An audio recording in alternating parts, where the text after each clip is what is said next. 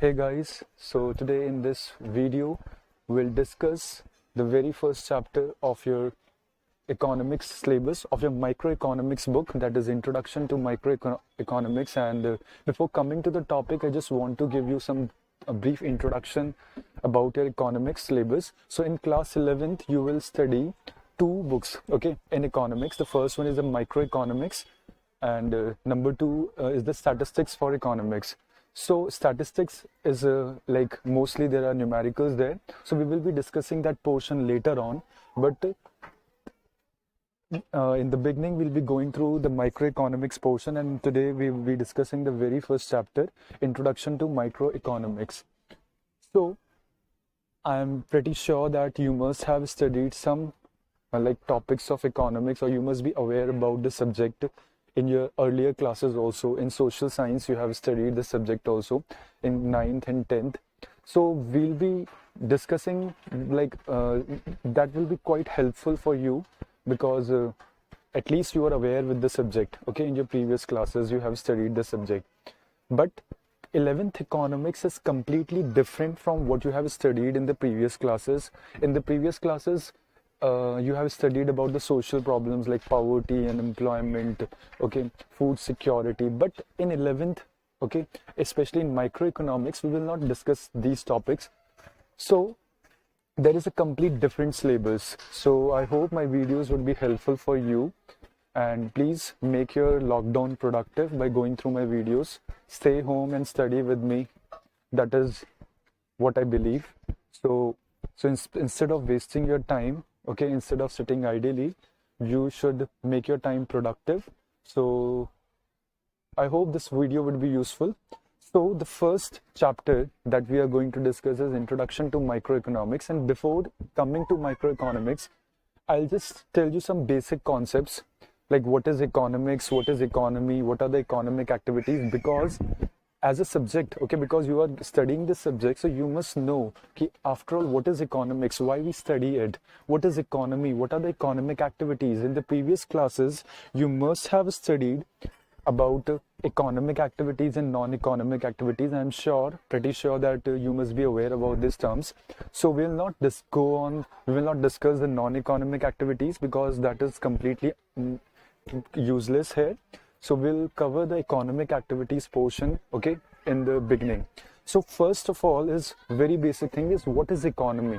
Because if you have to study the subject, you must understand the basic concepts also. So basically what is economy? Economy means a structure, a framework. मतलब एक ऐसा structure या framework जिसमें हम सारी economic activities को perform करते हैं. Economic activities कौन सी होती हैं?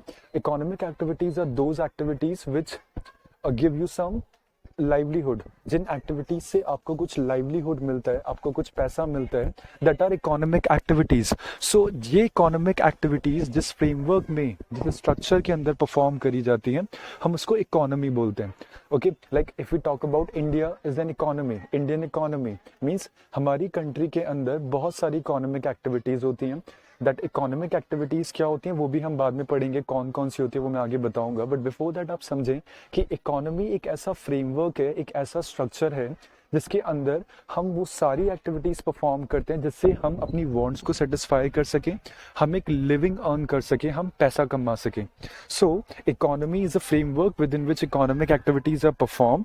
इकोनॉमिक एक्टिविटीज क्या होती हैं अब ये समझते हैं. इकोनॉमिक एक्टिविटीज मतलब जिनसे आप कुछ लाइवलीहुड कमाते हैं, कुछ अर्निंग्स लेकर आते हैं, कुछ अपनी वांट्स को सेटिस्फाई करते हैं. And these economic activities basically comprises of the three main economic activities are production, consumption and capital formation. Capital formation को दूसरी टर्म्स में हम इन्वेस्टमेंट भी बोलते हैं. सो जैसे सपोज अगर मैं आपके स्कूल की बात करूं, for example your school is a structure, एक फ्रेमवर्क है जिसमें आपको एजुकेशन दी जाती है. उसी तरह इकोनॉमी एक ऐसा स्ट्रक्चर है जहां पे ये तीन एक्टिविटीज को हम परफॉर्म करते हैं. These three economic activities are production, consumption and investment. Production का मतलब होता है जहां पर आप रॉ मटेरियल को फिनिश गुड्स में कन्वर्ट करते हैं. मतलब production refers to where input is converted into output. Suppose like your business, you have a manufacturing unit of producing goods, of producing biscuits. Okay, biscuit is a final good, and what is the input, what is the raw material that you use for manufacturing biscuit? That is sugar, wheat, okay, chocolates. These are the flavors, these are the raw material, electricity, labor. So these are the raw inputs that you use for making your finished product. So production एक ऐसी activity है जिसमें आप inputs को output में convert करते हैं, final goods में कन्वर्ट करते हैं. फाइनल गुड्स मतलब जो कंजम्पशन के लिए होते हैं.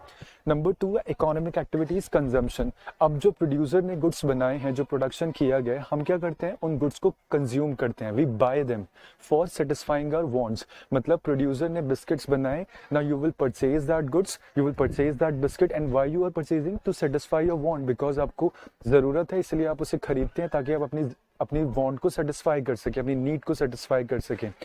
So प्रोडक्शन में जो गुड्स प्रोड्यूस किए गए हैं, as a household, as a consumer, we buy those goods and services. And why we buy goods and services? For satisfying our wants. अपनी ज़रूरत को पूरा करने के लिए हम इन गुड्स को खरीदते हैं, and that is known as consumption. And the third economic activity is investment और capital formation. मतलब प्रोडक्शन और कंजम्पशन के अलावा ये जो थर्ड इकोनॉमिक एक्टिविटी है, that is investment. Investment मतलब क्या होता है? Addition to the existing stock of capital. Please listen to me very carefully, and you can pause the video and just write down what I am saying. So investment means addition to the existing stock of capital. मतलब क्या है कि आपके पास जो existing capital है, existing जो capital, जो भी आपके पास पैसा है या जो एसेट्स हैं या whatever you are having, उन चीज़ों को ग्रो करना, उसमें एडिशन करना. लाइक फॉर एग्जाम्पल, आपके पास 10 लाख रुपए थे, आपने उन 10 लाख रुपए को कहीं पे लगा दिए और उस पर अब आपको इंटरेस्ट मिलता है. तो मतलब क्या है, आपके पास एग्जिस्टिंग कैपिटल है 10 लाख रुपए, एंड नाउ अब आप क्या करते हैं, उसमें एडिशन करते हैं इंटरेस्ट की फॉर्म में. या आपके पास फॉर एग्जांपल एक लैंड था, आपने उस लैंड पे एक बिल्डिंग कंस्ट्रक्ट कर ली, या एक मॉल बना लिया, या एक गोडाउन बना दिया. That is investment. मतलब क्या है, अपने एग्जिस्टिंग कैपिटल जो आपके पास आज है, अभी है, उस चीज में और ज्यादा एडिशन करना, उसको ग्रो करना, उसको बढ़ाना, उसे हम बोलते हैं इन्वेस्टमेंट. तो हर एक इकोनॉमी के अंदर ये 3 इकोनॉमिक एक्टिविटीज हम परफॉर्म करते हैं, production, consumption and investment. And एक इकोनॉमी बेसिकली एक ऐसा सिस्टम है जिसमें लोगों को एक लिविंग मिलती है इन तीनों एक्टिविटीज से.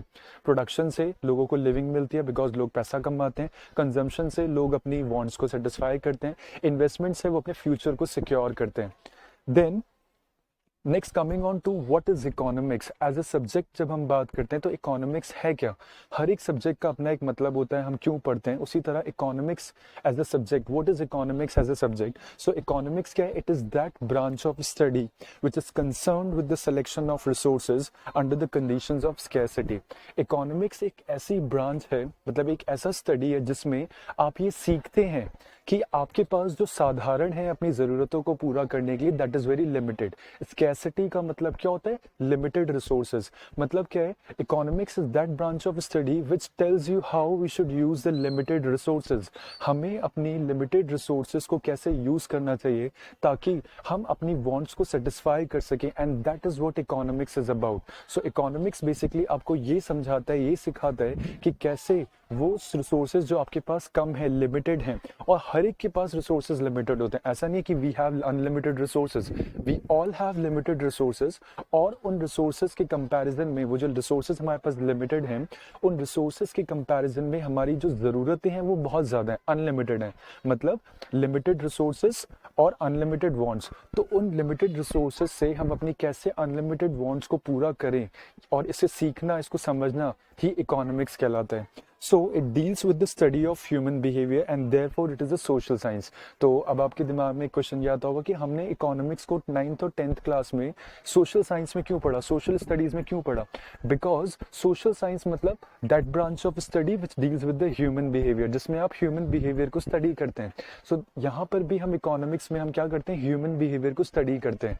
सपोज एक पर्सन है, उसकी इनकम 100 रुपये है, तो वो कितना खरीदेगा, कितना कंज्यूम करेगा, दैट इज ह्यूमन बिहेवियर. हम क्यों गुड्स खरीदते हैं? अपनी वांट्स को सेटिस्फाई करने के लिए खरीदते हैं.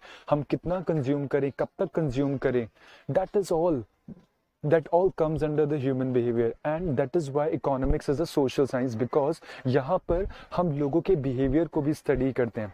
बट यहाँ पे बिहेवियर का मतलब ये नहीं है ना कि वो कैसे रिएक्ट करेगा, मतलब अपने दोस्तों के साथ. No, we are not talking about that. We are talking about कि एक इकोनॉमी के अंदर वो कैसे बिहेव करता है, अगर उसके पास साधन लिमिटेड है, उसके पास इनकम लिमिटेड है, तो वो कैसे अपनी ज़रूरतों को पूरा करता है.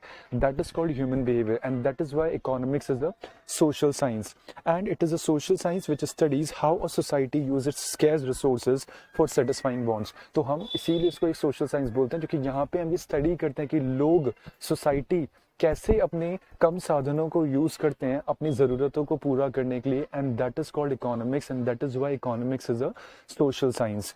Then moving on to the very first basic topic, जिससे आप ये पूरा चैप्टर समझेंगे कि, और इकोनॉमिक्स समझने के लिए भी आपको ये पता होना चाहिए, दो टर्म्स आपको समझनी है.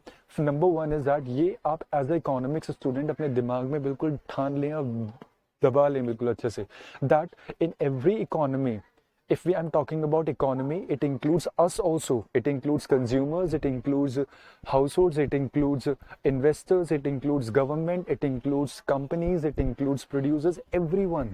हम सबकी बात करें तो हर एक इंस्टीट्यूशन, हर एक इंडिविजुअल जो इकोनॉमी के अंदर आता है, उस हर एक पर्सन के पास, उस हर एक इंस्टीट्यूशन के पास जो रिसोर्सेज है वो बहुत ही लिमिटेड है, और रिसोर्सेज कम होने की वजह से उसे क्या करना पड़ता है, चॉइस करना पड़ता है. Like for example, if you have 1000 rupees, okay, your pocket money is 1000 rupees, and suppose उस 1000 rupees के है आपके पास, और सपोज इस मंथ में आपके बहुत सारे खर्चे हैं. लाइक आपका एक तो बर्थडे आ गया है, तो आपको बर्थडे की पार्टी करानी है, या कोई मूवी आने वाली है, आपको मूवी भी देखनी है. आप सपोज कहीं पे ट्यूशन पढ़ते हैं, तो आपको ट्यूशन की फीस भी देनी है. आपके पास जो स्कूटी है, तो आपको उसमें पेट्रोल भी डलवाना है, और आपके डेली एक्सपेंसेस हैं. तो हमारे पास जो रिसोर्सेज है वो लिमिटेड है, और इसीलिए अब हमें क्या करनी पड़ती है, चॉइस करनी पड़ती है कि मैं अपने बर्थडे मनाऊं, या मूवी देखूं, या ट्यूशन की फीस दूं, या गाड़ी में पेट्रोल भरवाऊं. तो that is called choice making. Because we have limited resources, that is why every economy has to face the problem of choice making. और चॉइस मेकिंग इसीलिए होता है क्योंकि हमारे पास जो साधन है, हमारे पास जो रिसोर्सेज हैं, उन वांट्स को पूरा करने के लिए वो बहुत ही कम है, लिमिटेड है. इसीलिए हमें चूज करना पड़ता है. जैसे एक प्रोड्यूसर है, उसके पास भी रिसोर्सेज कम होते हैं, मतलब उसके पास एक लैंड है वो फिक्स्ड है, मशीनरी है वो फिक्स्ड है, लेबर लिमिटेड है, पैसा लिमिटेड है. तो वो उन सारी लिमिटेड चीज़ों से सारे गुड्स तो बना नहीं सकता, तो वो क्या करता है, चूज करता है कि मैं क्या बनाऊं, क्योंकि वो सब कुछ नहीं बना सकता. And that is what choice making is about, और इसी को हम क्या बोलते हैं, इकोनॉमिक प्रॉब्लम बोलते हैं. Now the question is why this economic problems arises. ये प्रॉब्लम्स आती क्यों है, क्यों हमें चॉइस करनी पड़ती है. इसके पीछे 4 रीजंस हैं. पहला क्या बताया अभी, जो मैं आपको बार बार बोल रहा हूँ, that is resources are scarce, the scarcity of resources. मतलब number 1 reason for choice making is कि why we have to make choices. The first reason is that resources are very limited. हमारे पास जो हमारी ज़रूरतें हैं वो बहुत ज़्यादा हैं, और उन ज़रूरतों को पूरा करने के लिए हमारे पास जो साधन है वो बहुत ही कम है. स्केर्सिटी मतलब होता है limited resources, shortage of resources. इसीलिए रिसोर्सेज की कमी होने की वजह से हमें चॉइस करनी पड़ती है. जैसे मैंने आपको एग्जांपल दिया ना कि आपके पास 1000 रुपए और आपको बहुत कुछ करना है उस मंथ में, तो अब आपको क्या करना पड़ रहा है, चॉइस करनी पड़ रही है. एंड नंबर 2, इन रिसोर्सेज के कंपैरिजन में जो हमारी वांट्स हैं वो क्या है, बहुत ही अनलिमिटेड है. मतलब रिसोर्सेज तो बहुत कम है, बट हमारी जो ज़रूरतें हैं वो कभी ख़त्म ही नहीं होती हैं. एक ज़रूरत हम पूरी कर लेते हैं तो दूसरी ज़रूरत सामने आ जाती है, दूसरी ख़त्म होती है तो तीसरी ज़रूरत सामने आ जाती है. आज आपको फ़ोन खरीदना था, फ़ोन मिल गया, अब आपकी नेक्स्ट ज़रूरत बन गई कि अब मुझे स्मार्टफोन चाहिए, स्मार्टफोन मिल गया, तो अब आपकी नेक्स्ट ज़रूरत आ गई कि अब मुझे आईफोन चलाना है. आईफोन आपको दिला दिया घर वालों ने, अब आपको बाइक चाहिए, बाइक मिल गई तो अब आपको कार चाहिए. तो दैट इज कॉल्ड कि लिमिटेड रिसोर्सेज के कंपैरिजन में जो ज़रूरत है, वांट्स हैं, वो क्या है, बहुत ही अनलिमिटेड है. Third one is resources have alternative uses है. ये एक थर्ड प्रॉब्लम है कि हमारे पास जो रिसोर्सेज हैं उनके बहुत सारे यूजेस हैं. लाइक फॉर एग्जांपल, आपके घर में अगर सपोज मिल्क आता है, सपोज आपके घर में 4 लीटर दूध आता है रोज. अब क्या है, सपोज अब उस 4 लीटर दूध में अब होता क्या है कि सपोज कोई फेस्टिवल आ जाए, या गेस्ट आ जाए घर में, या कोई फंक्शन हो जाए, तो अब आपके पास चॉइस करनी पड़ेगी कि हमारे पास जो मिल्क है वो लिमिटेड है 4 litre.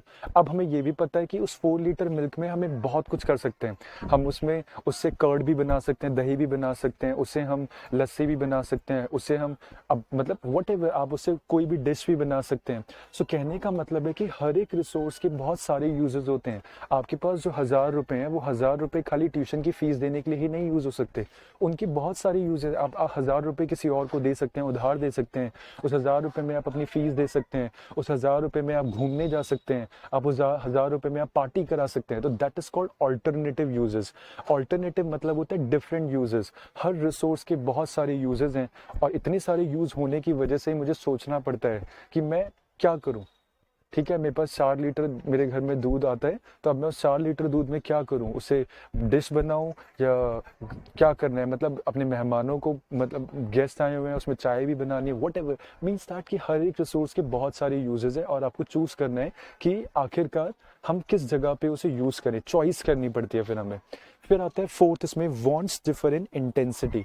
What does it mean wants differ in intensity? मतलब क्या है, हमारी जो जरूरतें हैं उनकी भी इंटेंसिटी होती है, मतलब एक डिग्री होती है, degree of urgency. What does it mean कि देखो कुछ जरूरत ऐसी होती है जो हमें बहुत जल्दी सेटिस्फाई करनी है, तुरंत, और कुछ जरूरत ऐसी होती है जिनको हम पोस्टपोन भी कर सकते हैं। जैसे सपोज आपके पेरेंट्स हैं, उनके पास 2 जरूरतें हैं। एक है जरूरत कि आपको एक तो एडमिशन कराना है किसी नए स्कूल में, क्योंकि आप 11th में आ गए, अब आप बोल रहे हैं कि मेरे को किसी दूसरे स्कूल में एडमिशन कराना है। ठीक है, दूसरा उनको इसी महीने कार भी लेनी है। तो मतलब क्या, उनके पास 2 जरूरतें हैं, एक क्या है आपका एडमिशन कराना और दूसरी जरूरत क्या है कार खरीदने की। तो यहाँ पे दोनों ही जरूरत है, तो दोनों ही जरूरतों की एक डिग्री होगी अर्जेंसी, मतलब किसको पहले पूरा करना है। तो दैट इज द चॉइस कि मैं किस जरूरत को पहले पूरा करूं। तो यहाँ पर जब हमें चॉइस करनी पड़ती है, क्योंकि वांट्स की भी एक डिग्री है, इंटेंसिटी है कि कौन सी जरूरत ज्यादा अर्जेंट है, तो यहीं पर ही हमें चॉइस करनी पड़ती है। अगेन क्यों चॉइस करनी पड़ रही है, क्योंकि पैसा कम है ना, इसीलिए। And that is called, that are the causes of economic problem. फिर नेक्स्ट आता है, अगर हम बात करें रिसोर्सेज और ह्यूमन वांट्स, इन दोनों में क्या डिफरेंस है, वही 4 पॉइंट यहाँ पे इनको थोड़ा अलग कर देंगे। रिसोर्सेज के बारे में हमें 2 चीजें पता चली कि एक तो रिसोर्सेज क्या है, कम है, स्केर्स हैं, और दूसरा हर एक रिसोर्स के बहुत सारे यूजेज हैं, ऑल्टरनेटिव यूजेज हैं।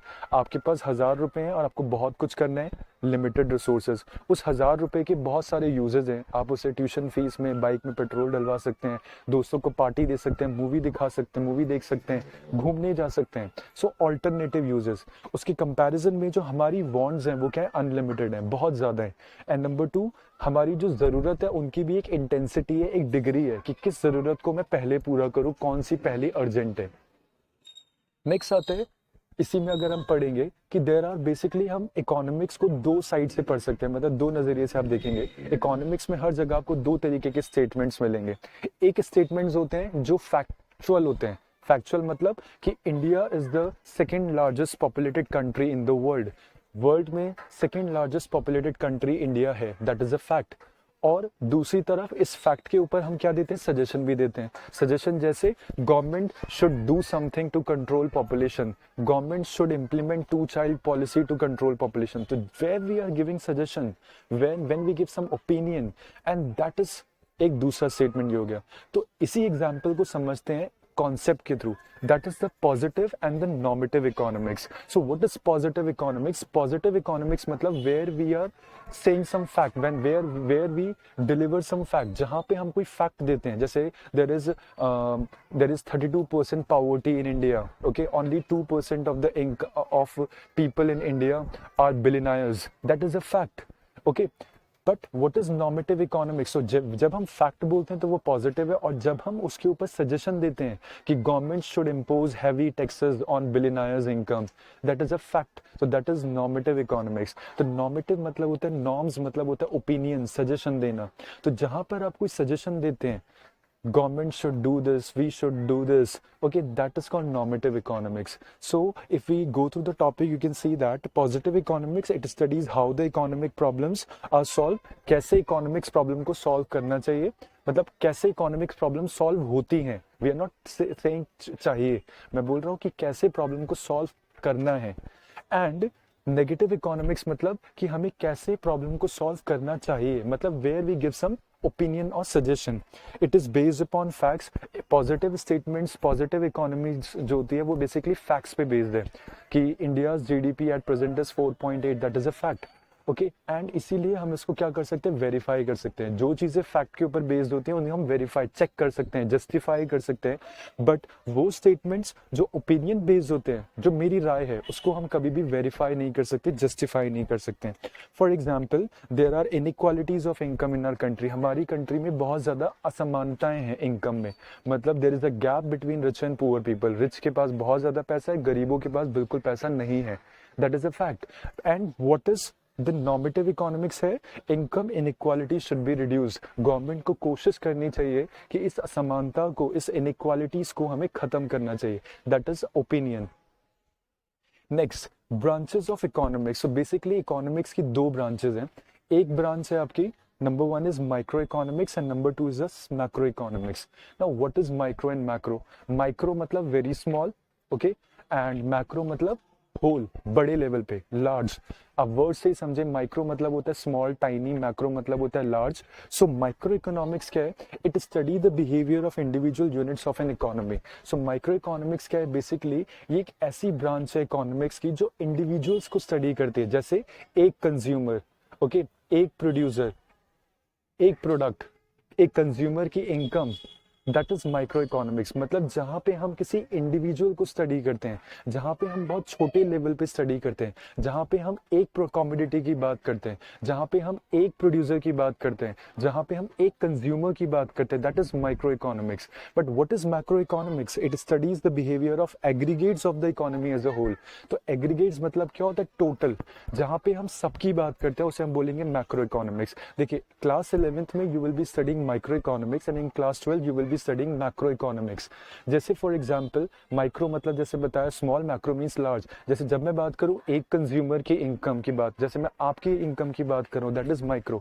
बट जब मैं पूरी कंट्री की इनकम की बात करता हूं, दैट इज मैक्रो इकोनॉमिक्स। जब मैं आपकी डिमांड की बात करता हूं कि आप कितना खरीदते हैं, दैट इज माइक्रो। और जब मैं पूरी कंट्री की डिमांड की बात करता हूं, पूरी कंट्री में सभी लोग कितना खरीदते हैं, दैट इज मैक्रो इकोनॉमिक्स। तो हम इसी तरीके से चीजों को स्टडी करेंगे 11th एंड 12th में। सेकंड, जैसे आप देख सकते हैं, इंडिविजुअल इनकम, किसी एक पर्सन की इनकम, किसी एक पर्सन की डिमांड, किसी एक प्रोड्यूसर की सप्लाई, प्रोड्यूसर कितना सप्लाई करता है, दैट इज माइक्रो इकोनॉमिक्स। ये सब माइक्रो इकोनॉमिक्स के अंदर आते हैं। बट जब हम बात करते हैं एग्रीगेट डिमांड, एग्रीगेट डिमांड मतलब total demand for all the goods and services. एक इकोनॉमी के अंदर कितने गुड्स प्रोड्यूस करे जा रहे हैं, उनकी टोटल डिमांड, उसको हम एग्रीगेट डिमांड बोलते हैं। दैट इज अगेन टोटल बात करें तो मैक्रो हुआ। एग्रीगेट सप्लाई मतलब सारे प्रोड्यूसर्स, सारे कितने गुड्स हमारी इकोनॉमी में सप्लाई किए गए हैं। एंड नेशनल इनकम मतलब पूरी कंट्री की income, again it is a macro economics concept. अब थर्ड आप देखेंगे कि micro economics is also known as price theory. Micro economics को हम प्राइस थ्योरी क्यों बोलते हैं? क्योंकि यहाँ पे हम स्टडी करते हैं, यहाँ पे बेसिकली अगर हम सिलेबस में जब हम आगे बढ़ेंगे तो यू विल फाइंड आउट कि बेसिकली माइक्रो इकोनॉमिक्स में हम इनकम फाइंड आउट करते हैं कि कैसे, मतलब सॉरी, प्राइस फाइंड आउट करते हैं कि कितनी प्राइस पे कमोडिटी को बेचना चाहिए। ये माइक्रो इकोनॉमिक्स में स्टडी किया जाता है। जैसे आपने देखा है ना कि एक प्रोड्यूसर जो है वो कैसे डिसाइड करता है कि ये प्राइस से मुझे प्रोडक्ट बेचना है, तो वो चीजें हम यहाँ पे सीखेंगे कैसे डिसाइड करते हैं। तो बेसिकली माइक्रो इकोनॉमिक्स में आप प्राइस को स्टडी करेंगे कि एक प्राइस लेवल पे एक कंज्यूमर कितना डिमांड करता है, एक प्रोड्यूसर कितना बेचता है, और वो प्राइस निकाला कैसे जाता है। बट मैक्रो इकोनॉमिक्स को हम इनकम थ्योरी बोलते हैं, क्योंकि यहाँ पे हम इनकम निकालते हैं कि एक पर्सन की इनकम या कंट्री में लोगों की इनकम कितनी होनी चाहिए। That is macro economics. Next, very important topic of your syllabus, okay, central problems of an economy. What are central problems of an economy? मतलब वो प्रॉब्लम्स जो पूरी इकोनॉमी फेस करती है, और सिर्फ हमारी कंट्री नहीं, हर एक कंट्री फेस करती है। क्यों फेस करती है? You know the very basic reason, because wants are unlimited and resources are scarce. Resources कम है और साधन और ज़रूरतें बहुत ज़्यादा हैं। इसी की वजह से हमारे सामने कुछ बड़ी समस्याएं खड़ी होती हैं, बड़ी प्रॉब्लम्स खड़ी होती हैं। इसको सेंट्रल इसलिए बोला गया है क्योंकि इन्हीं प्रॉब्लम्स के आसपास चारों तरफ ही सारी प्रॉब्लम्स खड़ी होती हैं। आपकी भी डेली लाइफ में जितनी भी प्रॉब्लम्स आती हैं, अगर आप सोचें कभी, तो आप सोचेंगे कि उनके बेसिक रीज़न यही हैं कि आपकी ज़रूरतें कम हैं और ज़रूरतें ज़्यादा हैं और आपके पास साधन कम है। तो सेंट्रल प्रॉब्लम्स मतलब होता है बेसिकली, सेंट्रल मतलब these are the key problems, और इन की प्रॉब्लम्स के चारों तरफ ही सारी प्रॉब्लम्स अराइज होती है, घूमती रहती हैं। तो what are the three problems is that allocation of resources, number 2 is fuller utilization and number 3 is the growth of resources. तो अब इनको एक एक करके समझते हैं कि ये है क्या। Number 1 is allocation of resources. Allocation का मतलब क्या होता है? एलोकेट मतलब डिस्ट्रीब्यूट करना। देखिए आपके पास रिसोर्सेज बहुत कम है, ठीक है। Suppose you are a producer, suppose आप एक प्रोड्यूसर हैं, आप एक बिजनेसमैन हैं, आपके पास 100 लेबर हैं, आपके पास 10 लाख रुपए हैं या सपोज 5 लाख रुपीज हैं, कुछ मशीनरीज हैं, एक जमीन है, ओके। उसके बाद लिमिटेड रिसोर्सेज हैं। अब एलोकेशन का मतलब क्या है कि मेरे पास जो रिसोर्सेज इतने लिमिटेड हैं, स्केर्स हैं, उन रिसोर्सेज को सही जगह पे लगाना, सही जगह पे एलोकेट करना, डिस्ट्रीब्यूट करना, रिसोर्सेज को मैनेज करना, that is called allocation of resources. मतलब जो हमारे पास रिसोर्सेज ऑलरेडी इतने स्केर्स हैं, उनको कैसे मैं सही जगह पर लगाऊं ताकि मुझे ज़्यादा से ज़्यादा प्रॉफिट हो सके, मैं ज़्यादा से ज़्यादा फ़ायदा कमा सकूं, इसी को हम एलोकेशन ऑफ रिसोर्सेज बोलते हैं। So every economy has limited resources in the presence of scarcity, जो कि resources limited है, इसीलिए इन limited resources की presence में इसको ध्यान में रखते हुए the society has to decide how to manage the scarce resources। क्योंकि मेरे पास resources कम है, इसीलिए मुझे सोचना पड़ता है कि मैं कहाँ पे अपने resources को लगाऊं। Like for example, your father is having a very limited income, जितनी भी उनकी income है वो हर महीने सोचते हैं कि मैं अपने अपनी income को कैसे मैनेज करूं जिससे मैं घर का खर्चा भी निकाल सकूं, आपकी फीस भी जमा कर सकूं, आपके पर्सनल एक्सपेंसेस भी पूरे कर सकें। तो that is called management of resource. तो यही हम यहाँ पे सीखते हैं। तो इकोनॉमी के पर्सपेक्टिव से समझें तो एलोकेशन में सबसे बड़ी प्रॉब्लम जो 3 आती है, that is what to produce, how to produce and whom to produce. मतलब एक इकोनॉमी में एक प्रोड्यूसर को क्या डिसाइड करना है कि वो पहले तो क्या प्रोड्यूस करे, क्योंकि उसके पास रिसोर्सेज कम है, रिसोर्सेज को कैसे बनाए और किसके लिए बनाए, मतलब गुड्स किसके लिए बनाए और किसके लिए बनाए, that are the central allocation of resources. So very first is what to produce and in what quantity. तो पहली जो प्रॉब्लम आती है कि रिसोर्सेस लिमिटेड है प्रोड्यूसर के पास, तो सबसे पहले जो उसको डिसाइड करना है एलोकेशन ऑफ रिसोर्सेज में कि वो क्या प्रोड्यूस करे और कितना बनाए। देखिए हर एक इकोनॉमी के अंदर 2 तरीके के गुड्स होते हैं, एक होते हैं प्रोड्यूसर गुड्स और एक होते हैं कंज्यूमर गुड्स। और कोई भी पर्सन दोनों गुड्स नहीं बना सकता, कोई भी कंपनी या प्रोड्यूसर दोनों गुड्स नहीं बना सकता है। या तो वो आप कंज्यूमर्स के लिए बनाएगा या फिर वो प्रोड्यूसर के लिए बनाएगा। कंज्यूमर गुड्स होते हैं जो हम कंज्यूम करते हैं, जो हम खरीदते हैं। प्रोड्यूसर गुड्स होते हैं जैसे मशीनरीज, टूल्स, इक्विपमेंट्स। जैसे प्रोड्यूसर को भी तो गुड्स बनाने के लिए बहुत सारी चीजें चाहिए ना, like car is a consumer good, but car बनाने के लिए टायर्स चाहिए, ग्लास चाहिए, ठीक है, लेदर चाहिए, ये क्या है सारे, these are producer goods. Car बनाने के लिए टेक्नोलॉजी चाहिए, मशीनरी चाहिए, दीज आर प्रोड्यूसर गुड्स। तो एक इकोनॉमी के सामने सबसे पहला सवाल यही है कि वो क्या बनाए। एक बिजनेसमैन को यही सोचना पड़ता है कि वो कंज्यूमर्स के लिए गुड्स बनाए या प्रोड्यूसर के लिए गुड्स बनाए, and that is called what to produce. और दूसरा सवाल इसमें आता है कि वो कितना बनाए, ये भी तो उसको डिसाइड करना है ना कि क्या क्वांटिटी होनी चाहिए, क्योंकि अगर उसने ज्यादा बना लिया तो बिकेगा नहीं, कम बना लिया तो डिमांड पूरी नहीं होगी। तो यहाँ पे क्वांटिटी भी उसको डिसाइड करनी है। नेक्स्ट आता है how to produce. So what is how to produce? How to produce मतलब है कि कैसे बनाना है। अब देखिए बनाने गुड्स को प्रोड्यूस करने के लिए 2 मेथड्स होते हैं, एक होता है लेबर इंटेंसिव टेक्निक और एक होता है capital intensive technique. Labour intensive मतलब क्या वो ज्यादा से ज्यादा लेबर को लगाए और कम से कम मशीनरी का यूज करे, और कैपिटल इंटेंसिव टेक्निक मतलब ज्यादा से ज्यादा मशीनरी को यूज करना और कम से कम लेबर को यूज करना।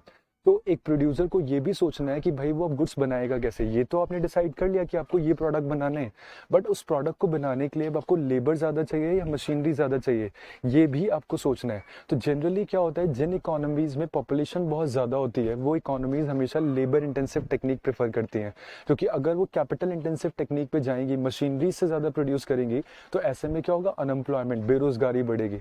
और वो कंट्रीज जिनके पास पैसा ज़्यादा होता है, जिनके पास कैपिटल टेक्नोलॉजी बहुत ज्यादा होती है, तो वो लोग क्या करते हैं, they use capital intensive technique.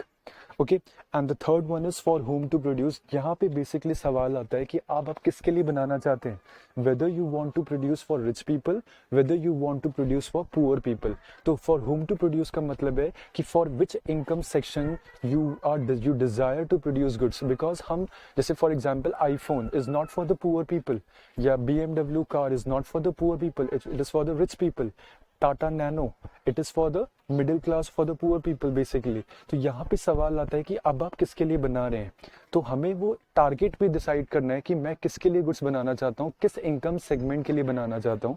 So it is related to the distribution of goods and services among the individuals with the economy. मतलब क्या है कि हमने जो प्रोड्यूस किया है उसको डिस्ट्रीब्यूट करना है, अब किस लोगों में डिस्ट्रीब्यूट करना है, इनकम वाइज आपने डिस्ट्रीब्यूट करना है। So, selection of the category of people who will ultimately consume the goods, that is whether to produce goods for poor or rich. अब आपको पुअर के लिए बनाने हैं, रिच के लिए बनाने हैं, जो आपके गुड्स कंज्यूम करेंगे ये आपको सिलेक्शन करना है। Also the problem is concern with the distribution of income among the factors of production. यहाँ पे एक बहुत ही इंपॉर्टेंट पॉइंट बताया गया है कि इस प्रॉब्लम का एक और मतलब है, मकसद है, दैट इज कि जो भी प्रोडक्शन से पैसा आता है, मतलब मैंने जो गुड्स बनाए हैं उससे मुझे पैसा मिलेगा, अब उस पैसे को मुझे क्या करना है, डिस्ट्रीब्यूट करना है। किस में डिस्ट्रीब्यूट करना है, फैक्टर्स ऑफ प्रोडक्शन में। ना what are the factors of production? Factors of production मतलब होते हैं वो साधन जिनको यूज करके आपने गुड्स बनाए हैं। जैसे मुझे गुड्स बनाने के लिए लेबर चाहिए, मुझे पैसा चाहिए, मुझे लैंड चाहिए, ठीक है। तो होता क्या है कि मैं जो मेरे को प्रोडक्ट को बनाकर जो पैसा मिला है, बेचकर जो पैसा मिला है, वो पैसा मैं सारा का सारा अपनी जेब में नहीं रखूंगा।